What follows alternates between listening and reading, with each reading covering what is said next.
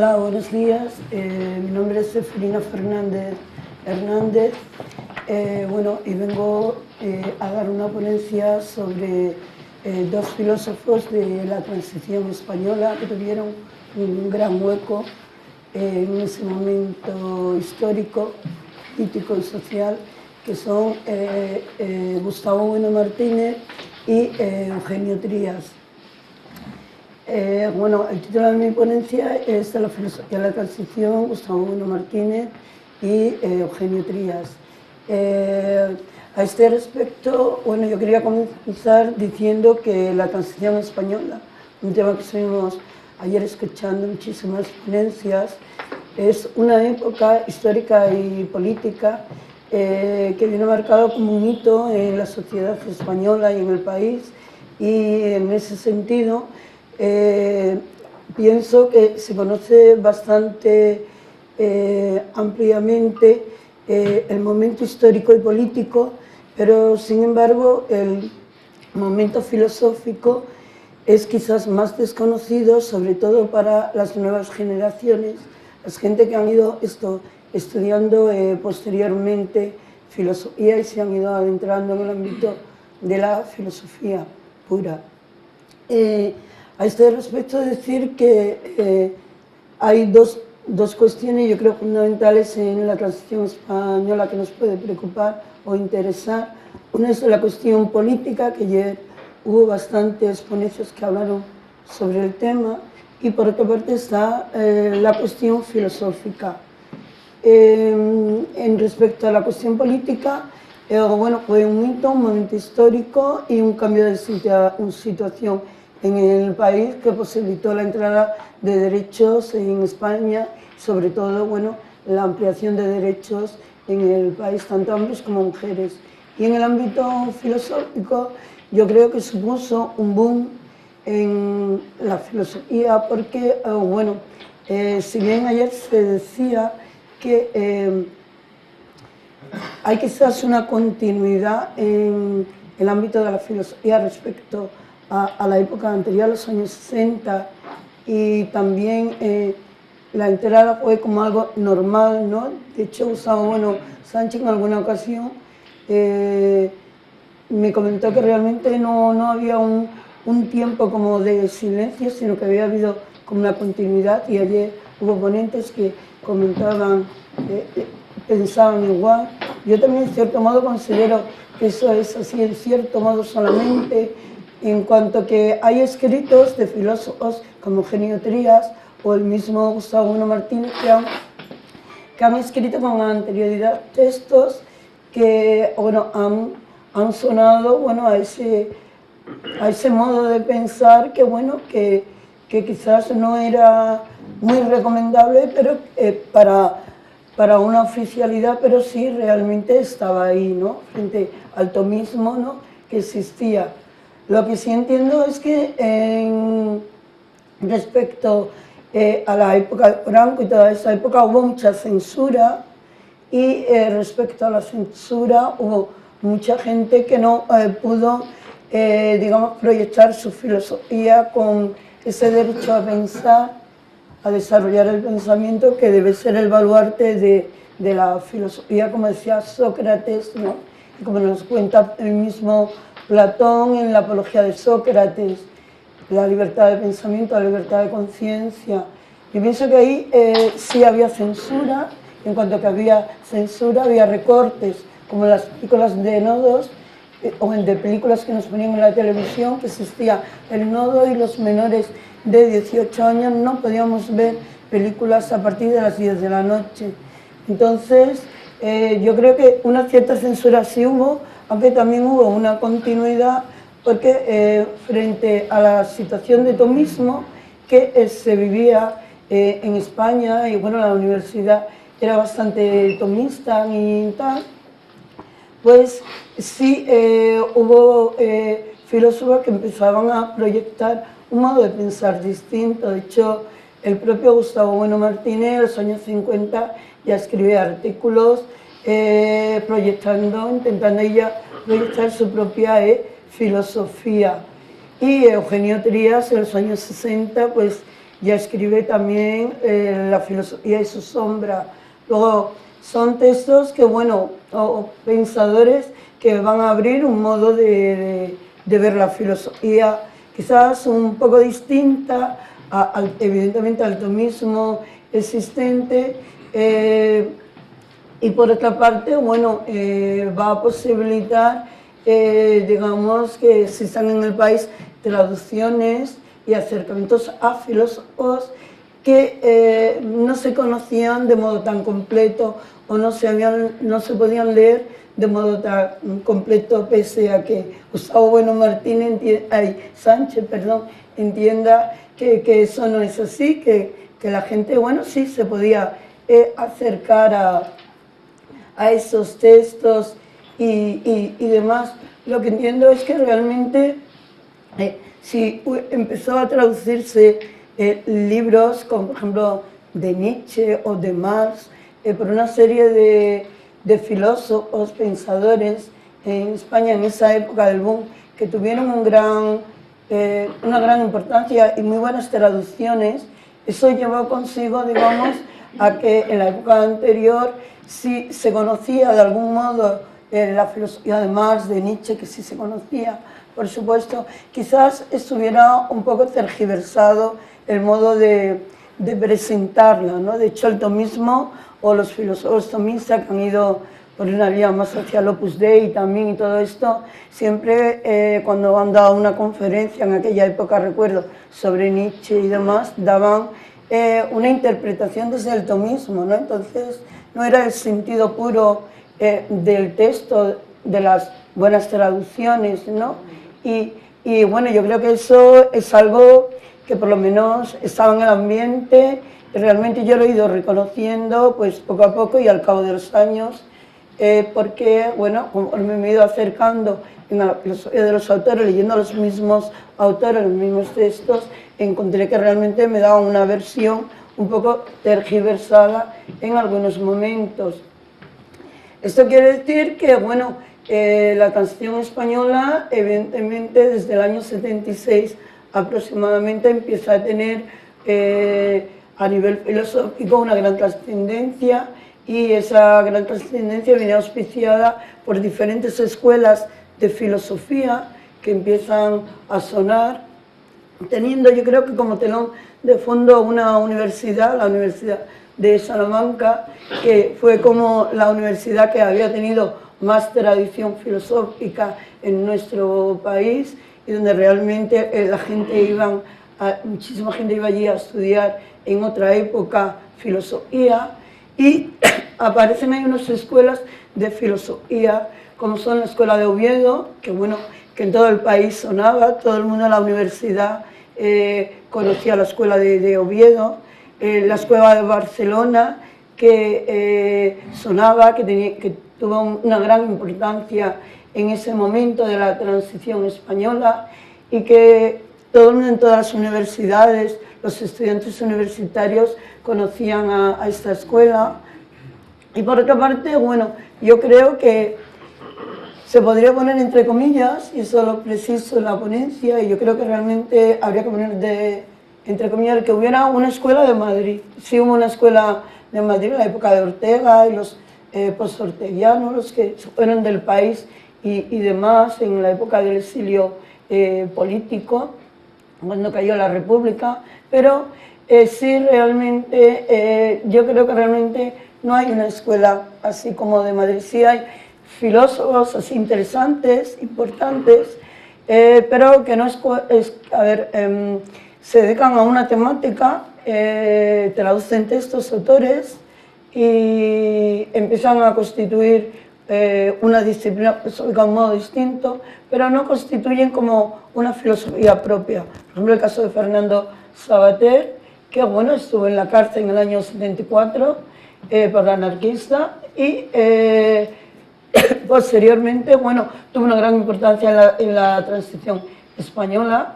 Fue traductor de textos del francés al castellano, textos que, bueno, que como si conocieras francés, poca gente los conocía en sentido puro. O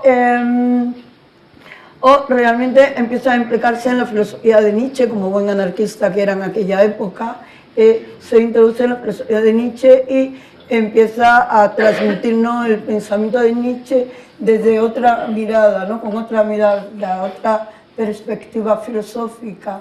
Y eso va a llevar consigo, bueno, pues el que los jóvenes estudiantes de la época, sobre todo, pues se pudieran acercar a la filosofía desde otros cánones, ¿no? Y en ese sentido, pues quizás fue un filósofo que también ayudó en la entrada de la transición filosófica en el país. Yo me quería centrar en dos filósofos, uno es de la Escuela de Oviedo, Gustavo Bueno Martínez, y el otro es Eugenio Trías, de la Escuela de Filosofía de Barcelona. Gustavo Bueno Martínez, bueno, es de la Escuela de Oviedo, todos sabemos que nació en La Rioja, en San Domingo de la Calzada, en 1924, y que, bueno, estudiante de Zaragoza y Madrid, y que, como bien dijo el profesor Gustavo Bueno Martínez, pues fue becario también en Alemania y bueno, es una persona de una trascendencia filosófica en la transición española.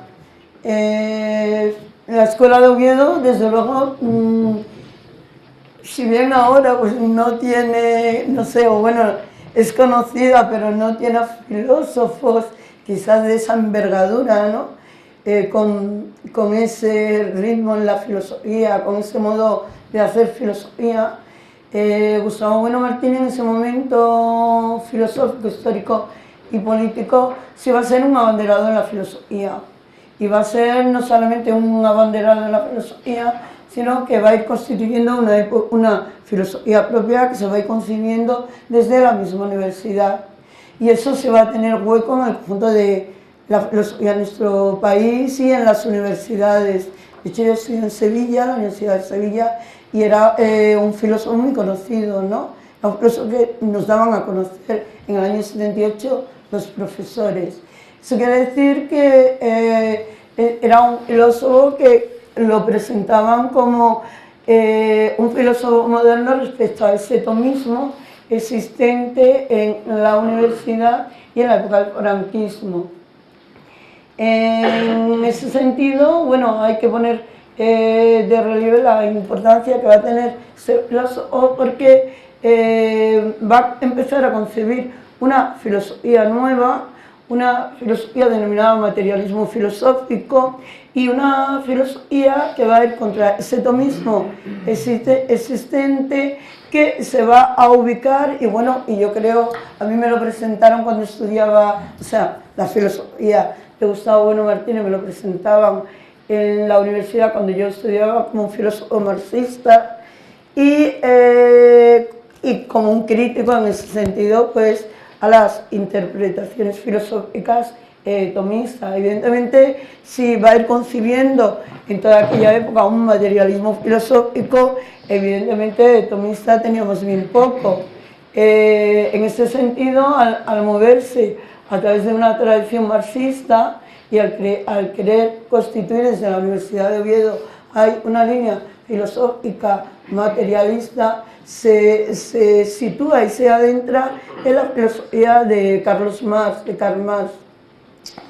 En ese sentido, y yo difiero de la persona, del ponente que dio la ponencia ayer sobre la recepción de la filosofía en España, yo pienso que realmente era un heterodoxo. Heterodoxo es en ese momento. Heterodoxo es el filósofo que realmente se sitúa frente a lo vigente. Y yo creo que Gustavo Bueno Martínez, en ese momento, yo empecé el año 78 la carrera, 178, se situaba en una actitud contra lo vigente, contra la filosofía existente, contra lo que se denominaría, por lo tanto, la ortodoxia. Y en ese sentido, sí, sería un heterodoxo. Esto quiere decir que va a sumar a la filosofía intentando constituir una filosofía propia, intenta ahí proyectar la filosofía y sobre todo producir filosofía. Y yo creo que en ese momento, también contextual, era muy importante la cuestión de producción filosófica, y producción filosófica en una línea determinada, más bien marxista, en conexión o en contraposición a ese franquismo que acababa de caer y a esa entrada de nueva forma de ver el mundo y la sociedad, donde el papel de la cultura para los jóvenes de entonces era fundamental. Entonces yo creo que hay, en ese sentido, su filosofía tuvo un gran sentido, ¿no? Tuvo un gran sentido y al oponerse a esa tradición tomista con la concepción nueva de la filosofía que planteaba, era un heterodoxo. Evidente, porque todo eso sería el tomismo, la filosofía pues que se marcara más bien en una tradición hacia el Opus Dei, que había muchos departamentos en las universidades españolas, como se comentó ayer en algún momento, donde había esa tradición tomista. Bien, y por otra parte, bueno, yo creo que al concebir una nueva filosofía, el materialismo filosófico se va a ir constituyendo a través de tres ejes: un eje erial, un eje que sería circular y un eje que sería angular. El primero sería más metafísico, el eje erial, donde se situaría un poco el estudio de las entidades y el estudio de las conceptualizaciones, pensando que también viene a través de un doctorado y una tesis doctoral que realizó sobre filosofía de la religión, y por lo tanto, digamos, en un principio pues hay ese primer eje. Luego, por otra parte, se va a producir en filosofía un eje que es circular, donde el punto de apoyo va a ser el sujeto humano. Se va a intentar concebir ahí una antropología y, digamos, se va a poner de relieve la importancia del ser humano y la importancia de la antropología vista desde un punto de vista materialista. Y luego estaría el tercer eje, que sería el eje angular, que sería justamente ese eje donde ya nos plasma lo que es el materialismo filosófico. Bueno, una filosofía que no hay que explicar, que todos han leído en mayor o menor medida, y que por lo tanto, bueno, en ese momento tuvo una gran importancia. Por otra parte, yo quería señalar que quizás con ese concepto de cierre categorial, digamos, yo creo que dio pie a la inauguración de esa nueva filosofía que quería sustentar y que de algún modo le valió para ser considerado como un filósofo innovador, ¿no? El filósofo, para ser filósofo, tiene que crear conceptos. Se constituyó una filosofía, decía Deleuze. ¿En qué es filosofía? Decía Deleuze que realmente el filósofo es un innovador, necesita capacidad creativa y tiene que crear conceptos. Y ahí, en ese sentido, Gustavo Bueno Martínez se constituyó como un filósofo que iba introduciendo nuevos conceptos, como justamente era el de cierre categorial. Esto es lo que, digamos, le va a posibilitar ser considerado como un filósofo con una filosofía nueva. Y digo eso porque realmente considero que desde la muerte de Ortega y Gasset, con su raciovitalismo, realmente ha habido dos filósofos que han constituido nuevas filosofías. Uno es en España, nuestro país, ha habido filósofos que han hecho muchos filósofos, o sea, han, digamos, constituido filosofía, pero no unas filosofías propias o a modo ya de lo que puede ser una filosofía nueva. Y yo creo que hay dos filósofos, uno es Gustavo Bueno Martínez, la Escuela de Oviedo, que es mayor que Eugenio Trías, y que Eugenio Trías ha constituido una filosofía propia, un sistema filosófico con su filosofía del límite, ¿no? Y ya a partir del 85, que marca un momento ahí importante y determinante.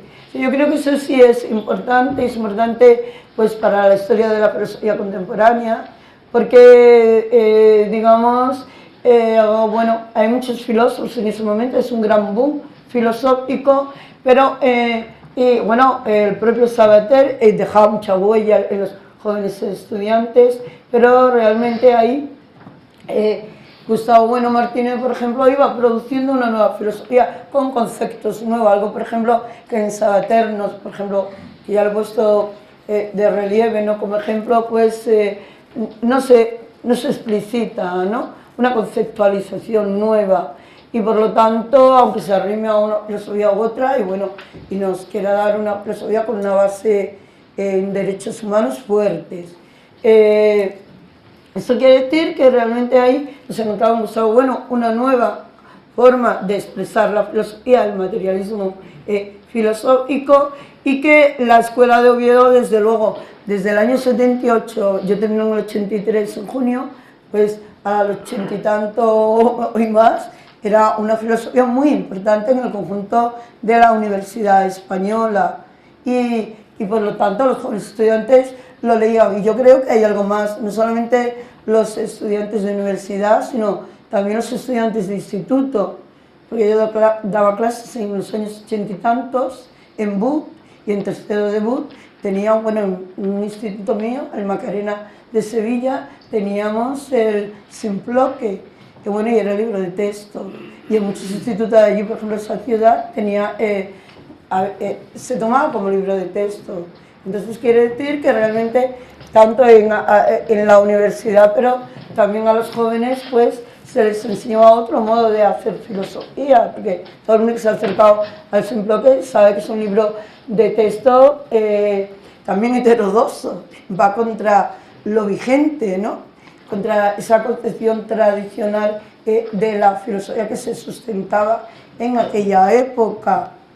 Y por lo tanto yo pienso que hay que poner de relieve ese aspecto, y bueno, por otra parte también yo creo que hay que subrayar la importancia que tuvo la revista Basilisco. Basilisco, que nace aquí en Oviedo en el año 78, es una revista que, bueno, ha tenido varias etapas, ¿no?, que se encuentran en el mismo internet hoy en día, y en esas etapas yo creo que la primera etapa es una etapa fundamental.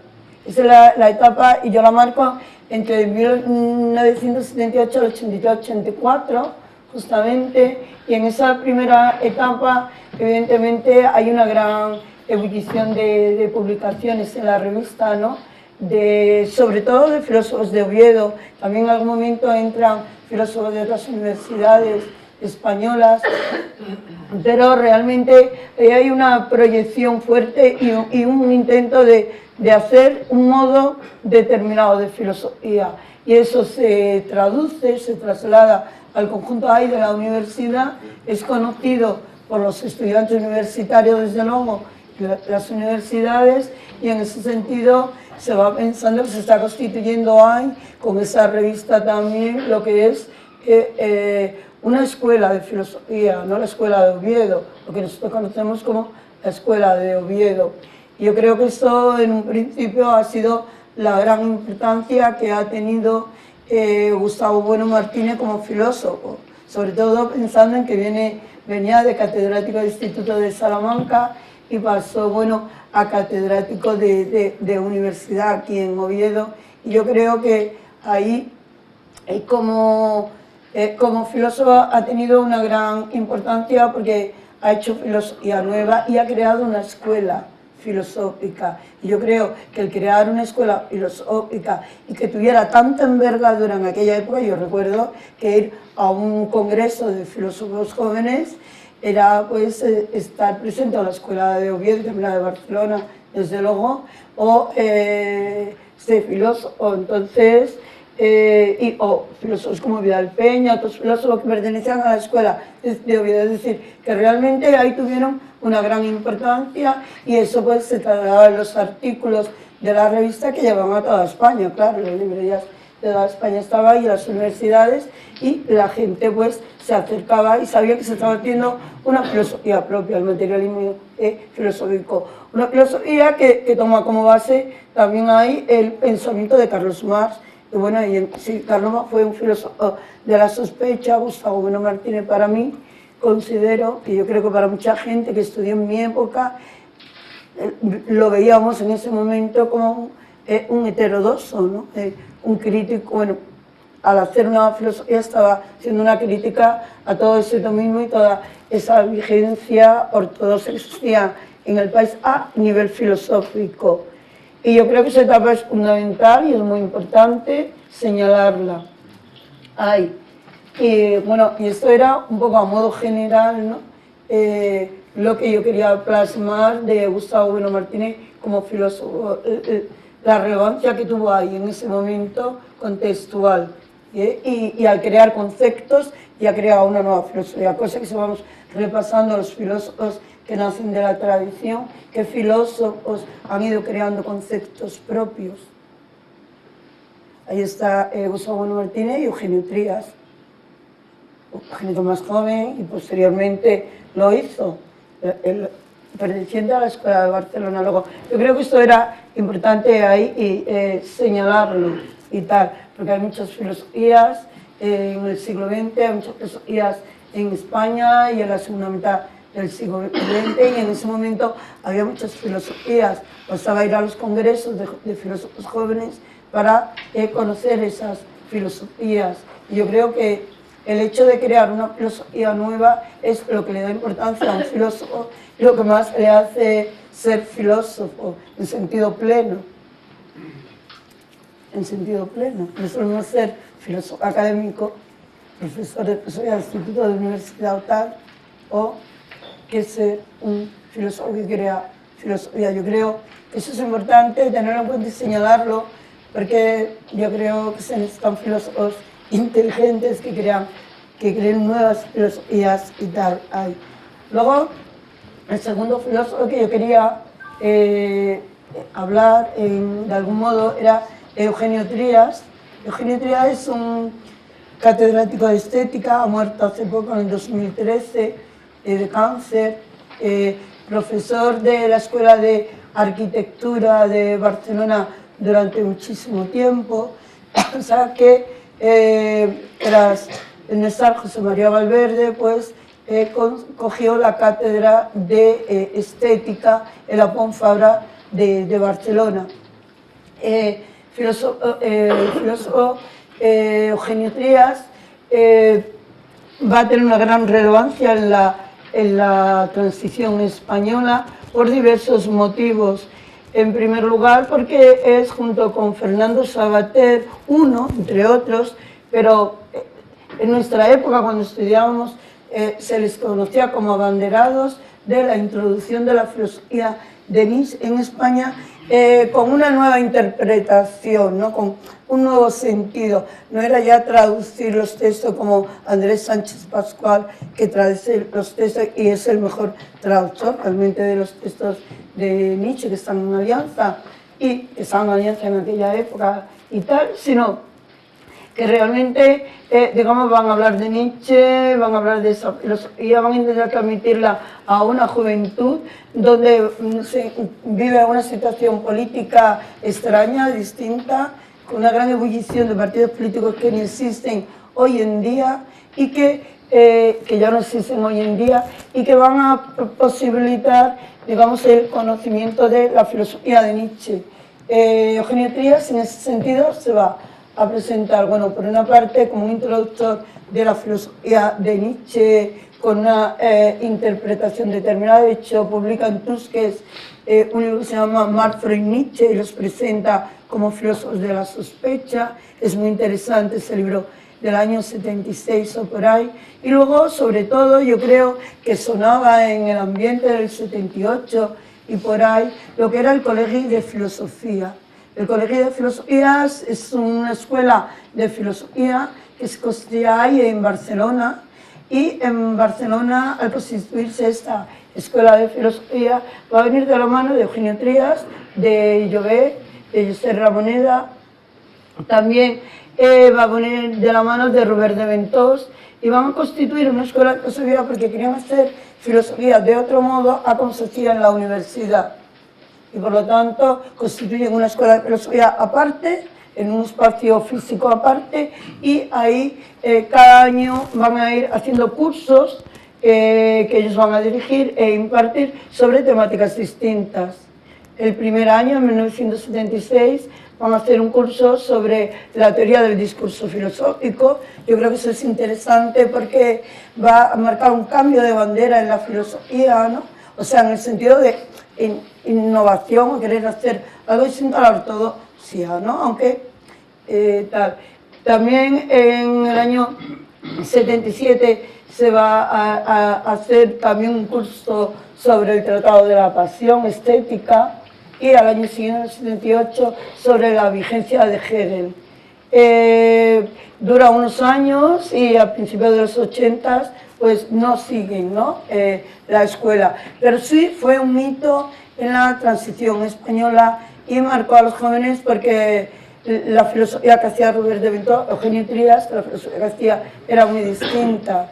En el año 69 escribió un libro muy interesante que yo creo que es como el primer libro que le va a llevar a adentrarse en el ámbito de la estética, que va a ser La filosofía y su sombra, donde va a poner de relieve un poco lo que son las sombras de la razón. Y a partir de ahí, poco a poco, va introduciéndose en el ámbito de la estética y, digamos, nos va a ir presentando una nueva filosofía. Justo en la transición española, en esos años 70 y tantos, se nos va presentando Eugenio Trías con una filosofía nueva, había que leerlo, lo leíamos, yo lo leía en esa época también, y por lo tanto nos mostraba un modo de hacer filosofía distinta. Lo interesante de Eugenio Trías es que también constituye un concepto nuevo y es el de razón fronteriza. Sí, el tema de la razón le interesa el tema de la metafísica, le interesa la estética, la lingüística, el cine, es un experto en cine y en música, y se dedica a la estética y en ese sentido va a intentar un poco derivando su filosofía hacia lo que es un concepto que es el de razón fronteriza, los límites de la razón, y ahí entra en diálogo con filósofos de la tradición como Kant, Wittgenstein, Heidegger, y en ese sentido va a ir presentándonos poco a poco hasta llegar al año 85, que es cuando ya empieza a presentarse lo que es su filosofía del límite, ¿no? Y hay una filosofía propia, hay un sistema filosófico, porque bueno, el tema de la racionalidad lo lleva al ámbito del lenguaje, de la estética, de la ética y de la metafísica. Luego, en ese sentido, ya cuando escribe en los años 90 y tantos, de la edad del espíritu, ahí ya hay una filosofía propia, un sistema de filosofía hay. Luego se va constituyendo más en metafísico, ¿no? Partiendo de esa tradición estética de la que parte y tal. Pues en ese sentido, yo creo que habría que subrayar la importancia que tuvo Eugenio Trías también dentro de la Escuela de Barcelona, porque la Escuela de Barcelona, junto con la de Oviedo, en la transición española tuvieron un papel fundamental. Es decir, la filosofía que iban haciendo posibilitó a los jóvenes estudiantes universitarios tomar interés por la filosofía, tomar interés por la cultura que no era la ortodoxia que había habido tiempos atrás, y por una cultura que propiciaba crear filosofías nuevas. Y yo creo que era lo que se quería, ¿no? Creo que los profesores de la universidad de entonces, Gustavo Bueno Martín, Eugenio Trías, los demás que he nombrado, Robert de Ventós, Sabater y demás, querían constituir nuevas filosofías con nuevos aires, ¿no? Y tomando un rumbo nuevo, que es el rumbo que nos han dejado a nosotros, para el que tenga esa sabiduría y esa capacidad creativa pueda crear su propia filosofía.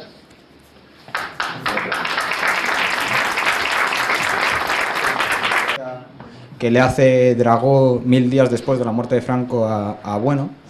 Y ahí, bueno, aparte de que lo considero una referencia bastante interesante sobre cómo se veía en aquel momento, y yo creo que Bueno lo expresa con una claridad bastante, o sea, para estar en el momento, pues digamos que anticipó cosas que solo después se iban a poder ver, ver con más claridad. De hecho, ahí dice respecto de que un libro de filosofía dejado en medio de la calle es un libro clandestino porque nadie lo coge ni nadie lo entiende. Entonces, yo creo que en cierto sentido,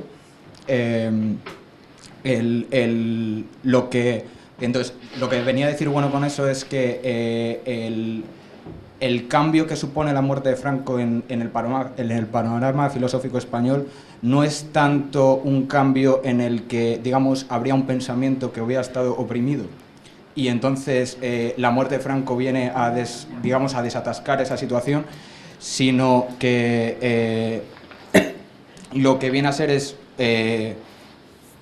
precisamente, o sea, un recambio o sea,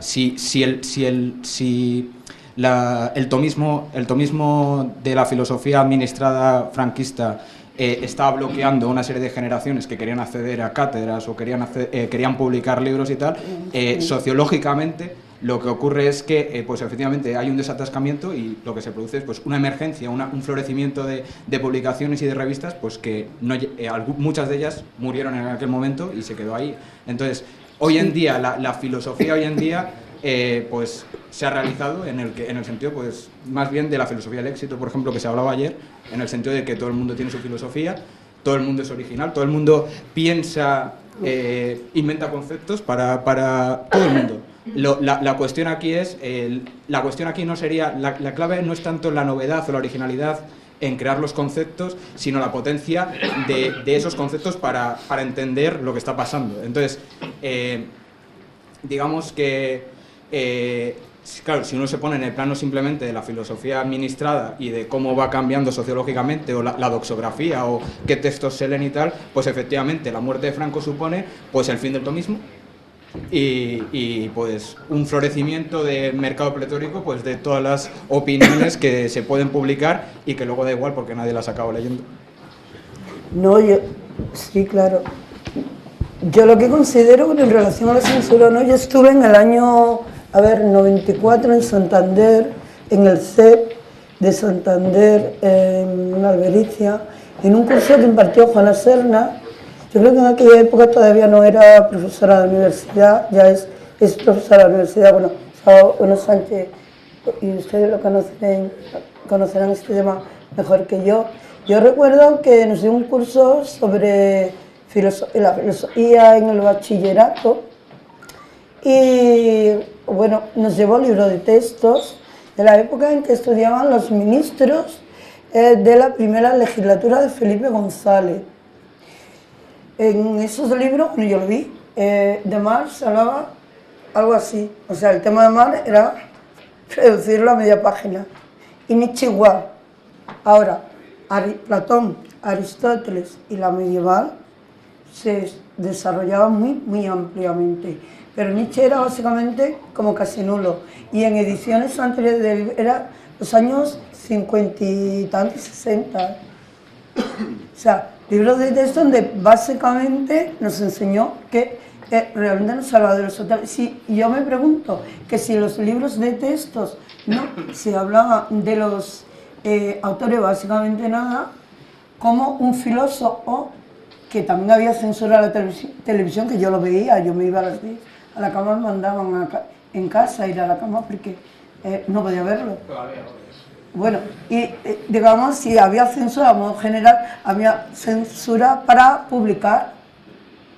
El tema es que hay filósofos como Gustavo Bueno Martínez y como Eugenio Trías, que primero Gustavo Bueno Martínez porque es mayor y empieza en filosofía y tal, es el año 24, y Eugenio Trías del 42, diferencia de edad, o sea, de edad y tal, y Gustavo Bueno Martínez cuando va en los años 50, una vez que ya coge becas y becario y tal, evidentemente va conociendo otras formas de hacer filosofía, como le pasó a Ortega y Gasset, y en ese sentido, pues, él, supongo, nunca se lo he preguntado, está su hijo que lo sabrá muy bien, se supone que ahí todo ese tipo de cosas le dio pie para ir constituyendo una nueva filosofía, que si bien en la transición es cuando empieza a constituirse, bueno, primera escuela, o sea, lo que es el materialismo filosófico, sí ya en los años 50 hay artículos, que yo lo digo en la ponencia, hay artículos donde ya se habla, digamos, de un nuevo modo de ver filosofía. Y Eugenio Trías en el 69 publica La filosofía es sombra, y tú lo coges el libro y es que rompe con tomismo y todo. O sea, es decir, la sombra es ver como la sombra de la razón. Y claro, ver la sombra de la razón es ver cómo y hay un cierto límite, ¿no? Hay. Y aparte él escribe con un lenguaje que no es el sistemático propio de la tradición filosófica, sino que escribe más a modo de ensayo, introduce cuestiones, le da mucha importancia a los temas lingüísticos y conceptuales. Yo me he releído hace poco La dispersión, léetela, te va a gustar muchísimo, y realmente, digo yo, pues sí que realmente es aquella época, ¿no? Y cómo hay una crítica a conceptos y constituir nuevos conceptos desde los conceptos originarios, ¿no? Es una cosa impactante, ¿no? Leer ahora mismo esos libros de entonces es bastante interesante. Hay una pregunta por aquí. Censura hay, lo que pasa es que también hay, es como una contradicción. Censura hay unos límites, pero también se va haciendo y tal. Sí, no, yo, claro, naturalmente agradecemos, ¿verdad?, sinceramente la comunicación en la medida en que señala a dos autores como Gustavo Bueno y Eugenio Trías, ¿verdad?, caso como los que puedan, pues, ser considerados dentro de la transición española como los más originales o los más críticos, los más críticos. Eso lo agradecemos, por supuesto. Pero hay dos cosas, yo creo que no sé si no son preguntas, tampoco diré objeciones, son cosas que yo creo que para una versión de publicación o lo que fuese de esta conferencia de esta comunicación debería quizá usted reflexionar sobre ellas. Primero, un ajuste biográfico puntual. Gustavo Bueno no fue becario en Alemania, entonces no es, quiero decir que eso podría parecer un detalle oligofrénico, pero no es verdad, que yo creo que eso tiene mucho que ver con la línea de la flotación de su tesis, que para constituir el materialismo filosófico tuvo que irse a Alemania. Eso no es cierto. No, yo no digo eso. La filosofía de Gustavo Bueno está pensada en España. No, pero no es ese, perdón, sí. No es ese aspecto.